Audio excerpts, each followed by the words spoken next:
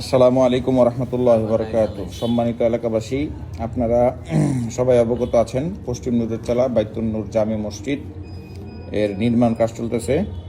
তো নির্মাণ কাজে আপনারা যারা এই সহযোগিতা করছেন, বিশেষ করে টেবিল কালেকশন, আমরা দুই জায়গার থেকে টেবিল কালেকশন করি। একটা হচ্ছে এই তহসিল অফিস, আর একটা হলো আমাদের আশরাফিয়া মাদ্রাসার সামনে।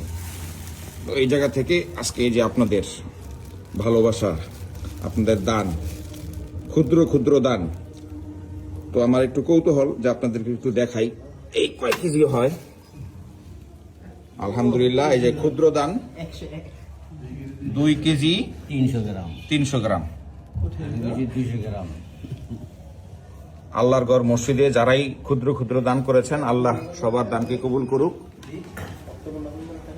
এই যে মাদ্রাসা আশরাফিয়ার অফিসে আসাতাজে একরাম, তারপর আমাদের মহল্লাবাসী কফিল ভাই, কামরুল ভাই, তারপরে